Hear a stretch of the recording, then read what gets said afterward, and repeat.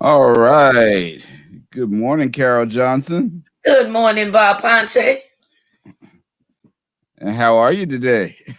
I'm just wonderful. All right, that's good to hear. So, today's COVID report. It is February 3rd, 2021. I think this is either the 45th or 46th episode of our weekly broadcast. Yeah. Start out talking about some information that may be good news. We still have to wait and see. According to Governor Cuomo, the New York State numbers are trending downwards. The 7-day average has been going down for the last 24 days straight, according to his broadcast yesterday. And he's planning to open up indoor dining in New York on Valentine's Day. I guess that's you know, that sounds like a business decision. And although the numbers are trending down, the numbers are still way higher than they were when they shut down indoor dining. So the question is, the numbers have trended down. Is it enough to be safe to actually go out and dine indoors? Yeah, that's a big question. It seems like every time we relaxed, the numbers start to go up again. Mm-hmm. First of all, we didn't shut down soon enough. Then we didn't shut down enough places soon enough. Then they began to creep back open. Then you didn't have enough people to watch, the establishments and see if those people were still allowing people to crowd inside. Then Mm-hmm. alcohol, um, takeaway, takeout only, delivery only. Then they started letting people in, and the places were piled up. The sidewalks were piled up. Over 1,000 calls came in. People couldn't even walk down the sidewalks, especially like here on Second Avenue. Um, Mm-hmm. Second Avenue is like nothing but restaurants and bars, and you Mm-hmm. could not get down the sidewalks, and the noise and the drunkenness, and it took too long to close that down again. I don't know what Valentine's Day, post Valentine's Day, is going to look like, Mm-hmm. because we've seen these little cubicles where people are sitting way too close. The tables are those little bistro tables. So you've got four people sitting at a table. You're eating, you're talking. It just seems like it's just not a good thing to do. Mm-hmm. Mm-hmm. So we'll keep our eyes on that. We'll talk about it again next week, and Valentine's Day is coming up shortly. Um, I think I'm gonna have a nice stay-at-home meal myself. I know that's right. These are things I wouldn't even consider. Hmm. I'm not going to be clouded by a day that could Hmm. be responsible for my last day. On this earth, I'm just not going to do it. I wouldn't do it. All right. In other news, I don't know. In all these emergencies, there always seems to be a racial component that shows up to the party, no matter how we slice it. And we're joined this morning by Wali Abdul Noor. Good morning. Good morning, Wale. Morning. How's everybody? Good. How are you? We're Happy good. birthday there. Thank you. See you. So we are about to talk about the next part of the story, which is that according to the New York Times, Black and Latino New Yorkers trail white residents in the vaccine rollout. And so, although Blacks and Latinos make up 24% of the city population, but somehow or another we've only represented 11% of the vaccine recipients so far. So, And that always seems to be the story, and it's interesting. We know that demographic data with racial information came out very, very slowly, and that always seems to be the story. And when we get the data, it always seems to tell this same story. Yeah. And if I could say just one thing about that, it's very interesting when they start to think about Black and Latino, that they always think about the housing, NYCHA developments. You Hmm. know, we got to get vaccine there. We have to get testing sites there, as if we all live in NYCHA housing. Hmm. There's a lot of poor people in tenements and brownstones and Mitchell-Lama co-ops. We're not rich, you know, Hmm. but they're still poor people. But they seem to always think that let's do a NYCHA initiative and get them vaccines and testing sites. And then you still leave out some of the poorest areas when you do that. Hmm. And for for New Yorkers age 65 and up, the disparity was even more. Only 9% of the older New Yorkers vaccinated were Black. And I don't really understand that either because, um, I know that in that population, which is the population of people who were, initially available to get the vaccine, that, you know, o- older Black New Yorkers wanted to get this vaccine. And I don't understand now. The mayor, addressed it, and he says, clearly we do see a profound disparity that needs to be addressed aggressively and creatively. Um, and that's, it's always there's always the best of intentions, and but the execution, you know, and it's not like we have didn't see this coming because we saw the same disparity in testing.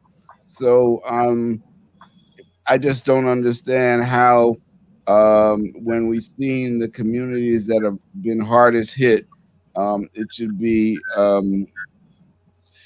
obvious, where the priorities should have been in terms of distribution, and somehow here we are in the same place. Mm. And this I same, think that go ahead. in this situation, I think it's a not. Oh, I think there is disparity. I'm not taking away from that, but I think there's also a large percentage of hesitation, and Yeah, that but account there's for something some of else that. going on here too. Is that okay? So the data showed that at least 94,000 people who live outside the city were vaccinated in New York. And so you got people who lived outside the city. Maybe they worked here in the city and got the vaccination, but it's still in all, it comes down to access and distribution.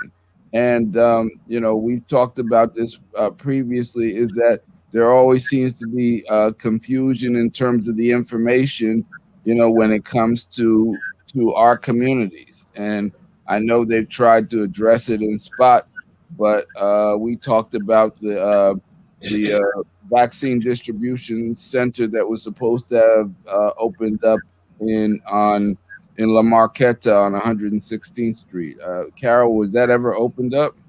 No, no. Hmm. That's the one that they're talking about turning into a NYCHA. It's a 24-hour mass vaccination center, and it's supposed to open along with one opened up, I believe, at Bathgate Avenue, Wale, in the Bronx. One opened at I believe it's the Brooklyn Navy Yards, and the first five mentioned, La Maqueta was in that five. Now the last six places that I've heard, three opened, and I believe three more opening, but La Maqueta is not in there in that six.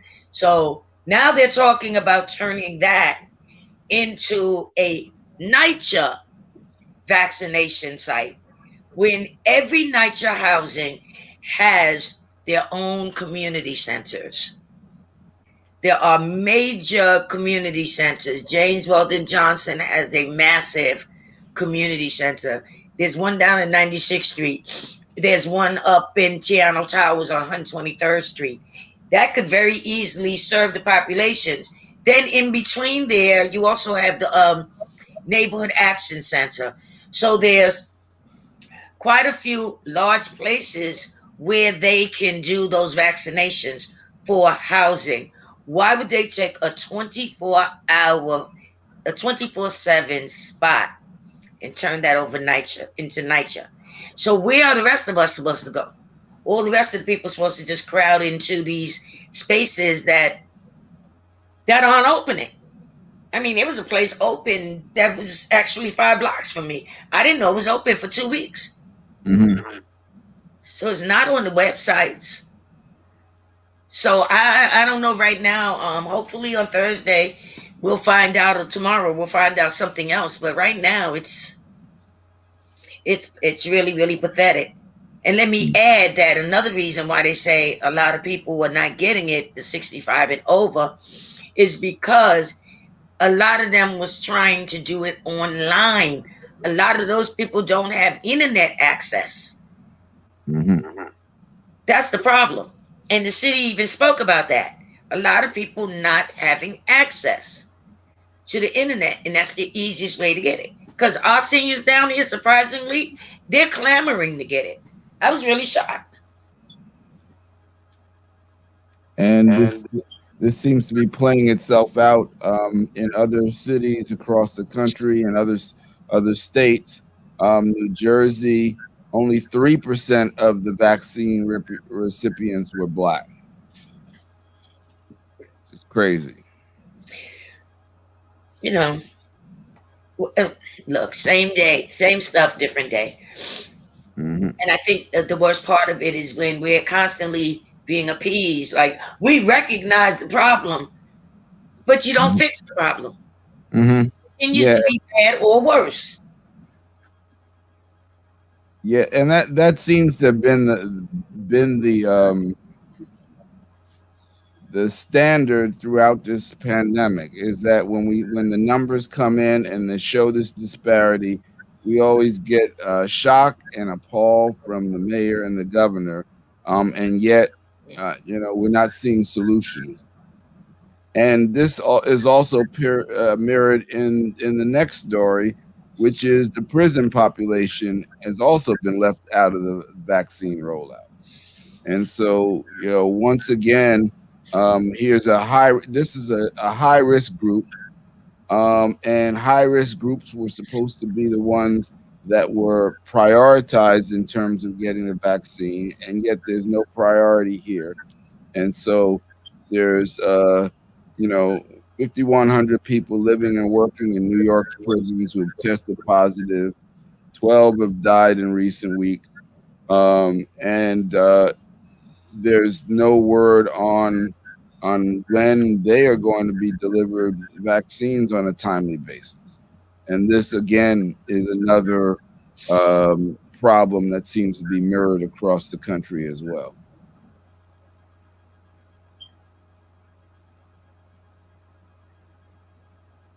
Wale, you want to weigh in on that? No, not really. The story is told. There's nothing else to say. Um, they, there's nothing else to say. Have you heard anything about the that site in the Bronx? I believe it's on Bathgate Avenue. Yeah, I haven't heard anything. I actually haven't been following it, so I can't really speak on it. Can't say whether it's there or it's not there. Yeah, well, I know it's open. Yeah, I know it's open. I was just wondering if you knew anything about the movement there. No, I don't. You have to dig into that a little deeper. So the numbers say that incarcerated people are 4 times as likely to be infected and twice as likely to die from the virus compared to the general population. So this is really like a backdoor death penalty for people who are imprisoned, and oftentimes they may not be imprisoned for capital offenses, but just by virtue of being, stuck behind bars, and no efforts made to address this health crisis. It's just inhumane. When you look at what do we take up like 80% of the prison population Hmm. and 11% of the total population. Hmm. So, you've got people doing such petty crimes, 25 years for stealing an orange. So let's, look at that realistically. And then you have people who, and these are lawmakers included, who say, well, they're in jail, they need to do the time. But you need to look at that as well. The racial injustices across the board. And these are not new, Hmm. so let's not act like this is something that just happened during COVID. Hmm. You've got um, the former guy in the White House cronies were released from prison during COVID because of their age. Then you have 83-year-old Bill Cosby, who had to go to court to see if he could be released from prison because of COVID. This was just last month. COVID has been here now for a year. These people were released months and months ago. There was a concern about these criminals, and I mean, these guys had committed all type of treasonous acts, you know, um, against humanity, and they were in jail. And now all of a sudden, you're going to let them out, but this one black guy has to go to prison. I'm not dismissing what he did. I don't know. I was not there, but they have absolute proof of what these people did, and the thought that they were released just a snap of a finger. Get them out of there. We can't afford them to get sick. you know Hmm. and so you've got all of these poor people who are locked up for such minor offenses. And let's not forget that a large population of the prisons now are privatized. So it's a money making scandal where these judges are in people's pockets, you know, Hmm. and they're locking these people up for nothing because there's a lot of money to be made. But they look like us. Now, the real criminals, somebody with 3 vials of crack that's only about 5% cocaine Hmm. will do 25 years to life. And yet, you have somebody of another persuasion who can get a street value of $1 million with their cocaine, and they get 5 years probation. So that's the difference in the disparities that have always existed. And now we've got this disease that is killing people. And they're like, that'll make it easier for us. We don't have to feed them. We don't have to house them. We don't have to clothe them. We don't have to take care of them. We don't have to give them medical care. Just let this virus kill them off. Hmm. Well, Annihilation, they call it. that to me is what I said in the beginning.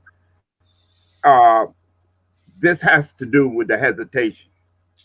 The hesitation is that you have been treating us so bad all the time. Now you have something that you're not really sure about, and you're pushing us up to the front to take it out.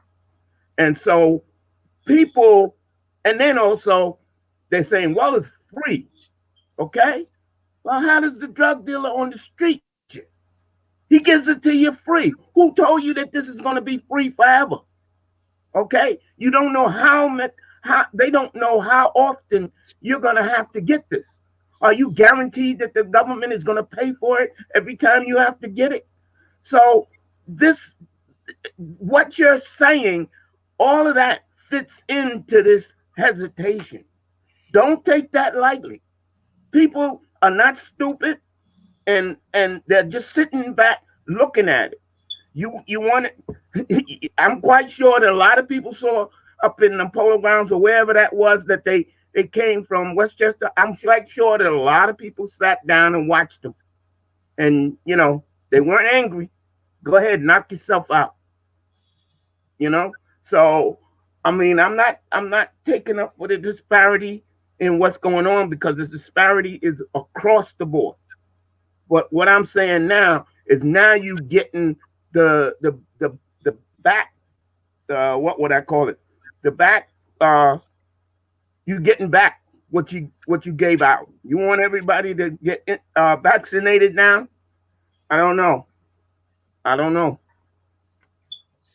There's a I difference don't know. between You hesitancy and can't take getting that. You vaccine can't and take. making it You can't available. take what you can't take what you just said out of the equation.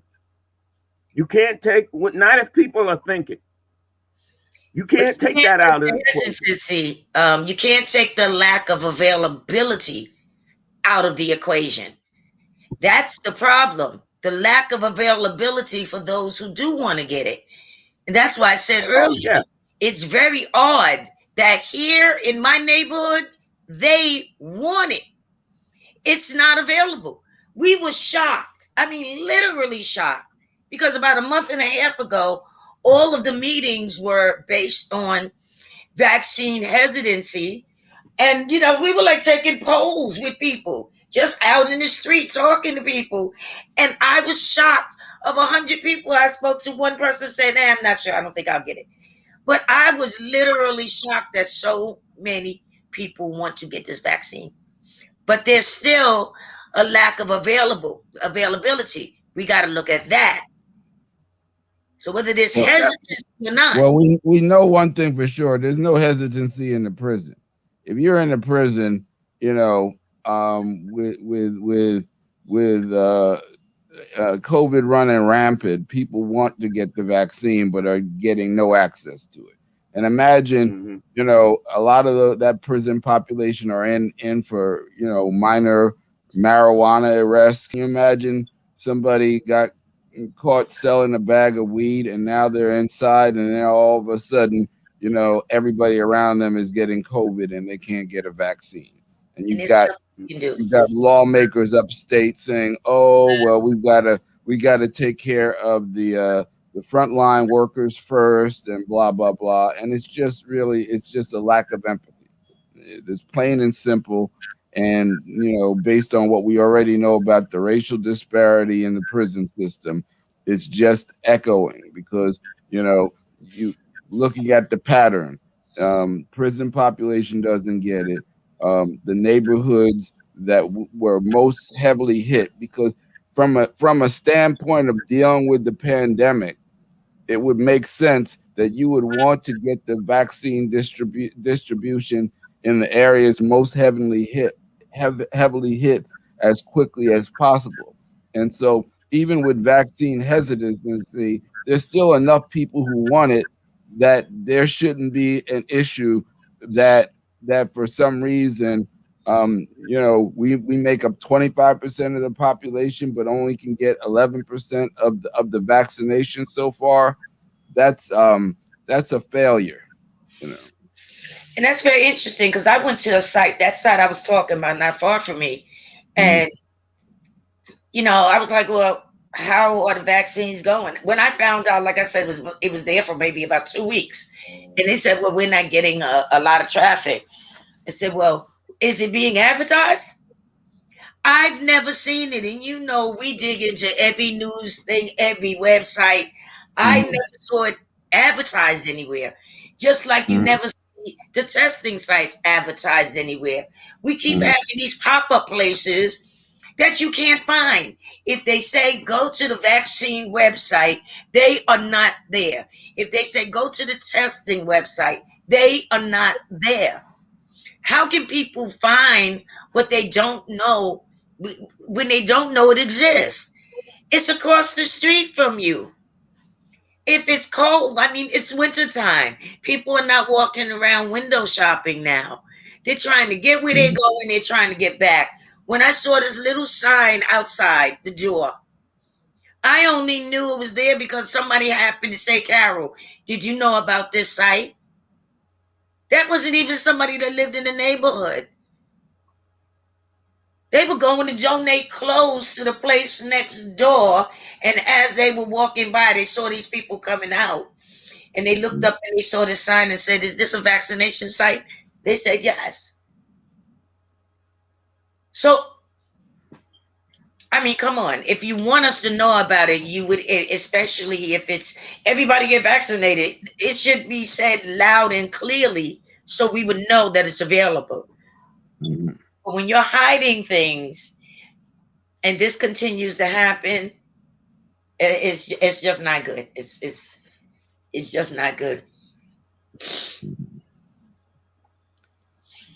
Now, Carol, you and I the other day were talking about a story about a 10-year-old who was forced to be have an amputation because of COVID.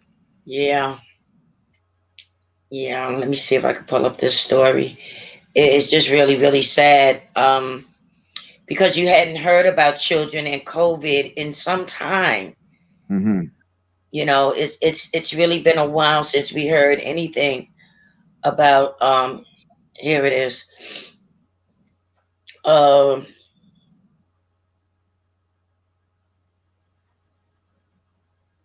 it's a COVID linked the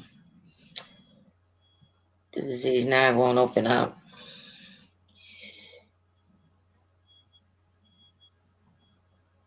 The MS-13, Hmm.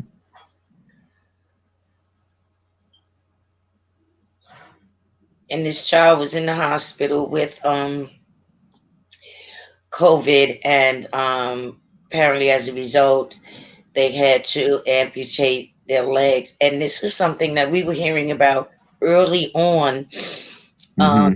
Blood clots, Right. that where they were finding that there were a lot of African American men that were found getting blood clots that Hmm. was COVID related. And then I don't know what happened after that. All of a sudden you stop hearing about them. Hmm. You know? And so that's a problem. And this is a little black child. And when they spoke about the children that had died of COVID, the majority of them were black children, Hmm. black and Puerto Rican children. So none of this is happenstance.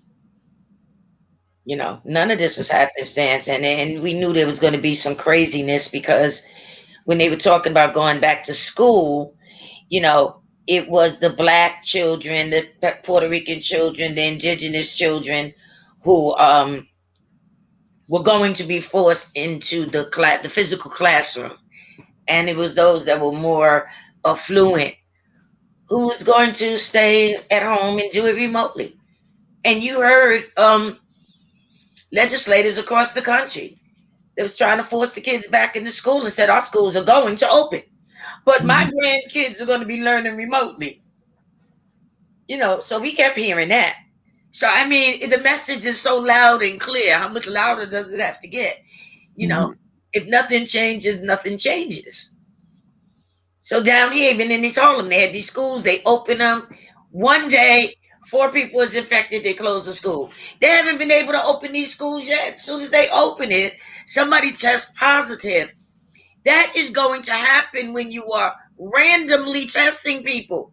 The one person that you let walk in is the one person that's got it. I mean, duh, Yeah. you know. And as the mayoral race starts to shape up, the response to COVID is probably going to be one of the biggest issues that gets discussed, and it certainly was in the first set of debates that they had. And they weren't really debates; they were really an opportunity for people to kind of articulate their positions last week. But every one of them were asked to talk about this response, and it's like everybody knows the problem, but and yet somehow no one seems to have solutions for it. And we're also going to have to address the crisis in education, because you've had 40 or 50,000 students that are just not going to school anymore. And that's ultimately something that that's just not sustainable, and that's a recipe for disaster for our young people. I said when they gave out these tablets last year, the first thing came out. First thing came to me was, do these kids have internet access? No Hmm. one ever thought about that. Yep. You know,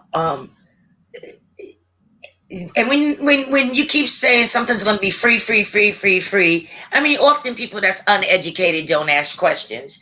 If they Hmm. want something and they need something, they don't want to ask questions for fear that if I ask a question, I may miss out. Hmm. So you had all these people with the tablets, the laptops, even with the air conditioners. Okay, they're free, but at some point you're gonna have to pay an electric bill. Can you afford it? You know, you got these kids with the tablets. Do they have internet access? No. Yeah. I mean, remember we had Clayton Banks on the show, and he talked about the Hmm. kid that if he wasn't in their program, they wouldn't even known that the kids the building had blacked out. Here we are, emergency responders. We didn't know about it. It was right here in Harlem. Hmm. The building was blacked out. They're wondering why the kid hasn't shown up for school, and he was a fervent student. And now all of a sudden, 2 days he disappeared. And they start to look. There's no electricity. So they had to pull these kids in, hook them up with broadband, give them tablets. You know, so it was a joy. Last week when CERN, Citizens Emergency Response Network, was involved with Internet Connect and Streaming University, Stu Reed is Streaming University, Sherry Anton, and we were able to get not only tablets and laptops, but they went in and wired the people for internet because these kids had insecure internet where they had been out of school most of the year, and they had faulty equipment. So I was happy that we could do that. That's a part of CERN is part of HEN. HEN is part of CERN, Harlem Emergency Network.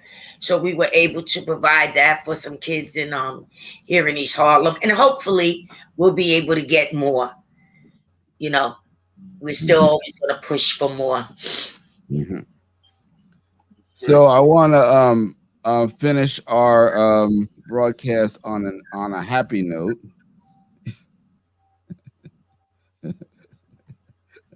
Happy birthday, Carol Johnson.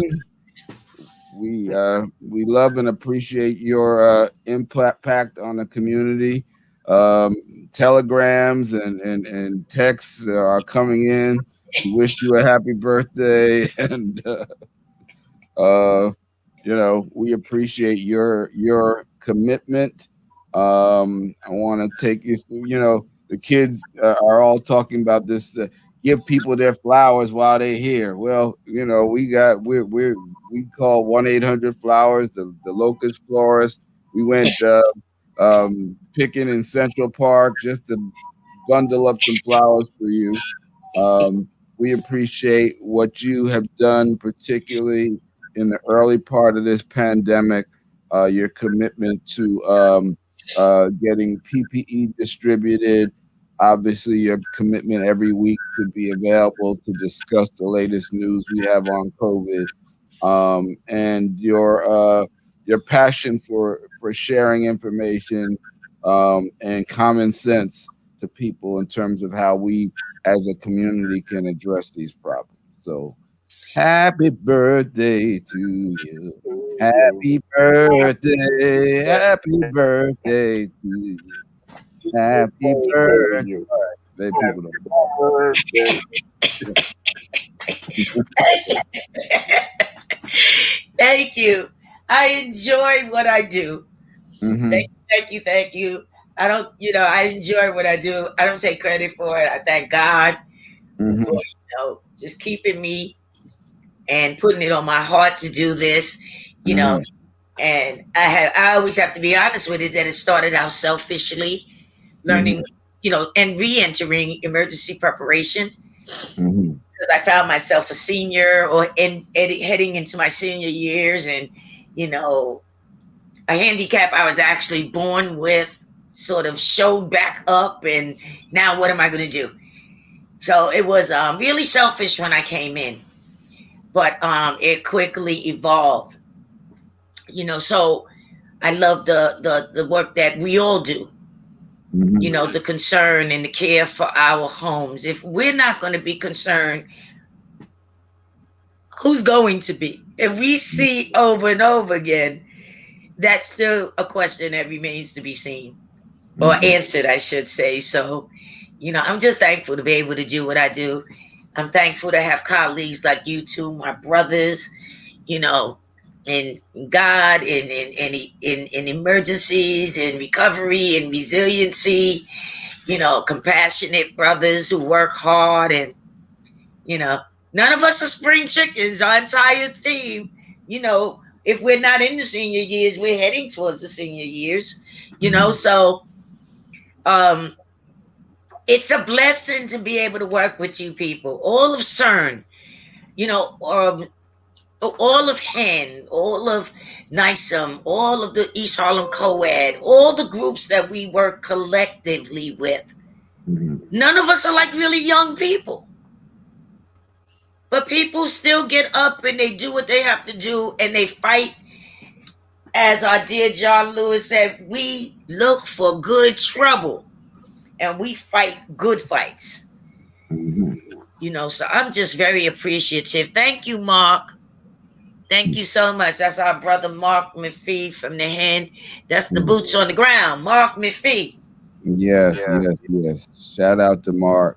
Always getting the information out, you know, regardless of rain, sleet, snow, COVID, you know. Right. Illness. Yeah. you know, People get sick, they still texting and still looking and still checking and still trying to find out, because number one, it keeps you young. And number Mhm. two, it keeps you alive. Mhm. When you worry about other people, no matter what your physical condition is, Mhm. when you take that focus and you think about what's going on with other people, it just sort of revitalizes you. It Mhm. makes you want to do and do more, makes you youthful. Especially since all of us have had so much experience from so many different areas in life, that when we put our heads together, my God, if they ever let us into one of those rooms where they're making or they lack the ability to make decisions, their heads would explode. Mhm. So on this note, I think we're gonna close this show out. Join us again next Wednesday. We will always have the latest information on what's going on as we help us as a community respond and recover from this crisis. I think we're going to continue to talk more about recovery because there's a lot of talk about vaccine, but I don't hear enough talk about all the people who are recovering. As we have discussed, there's a lot of long-term effects that COVID is having as the data starts to show, and we really need to start addressing that as well. So, thank you for joining us. Thank you, Wally Abdul Noor, for getting up early and joining us. Thank you, Carol, for starting your day off, your birthday with us. And we'll see everybody next week. Take care, everybody. Thanks for coming in, Wale.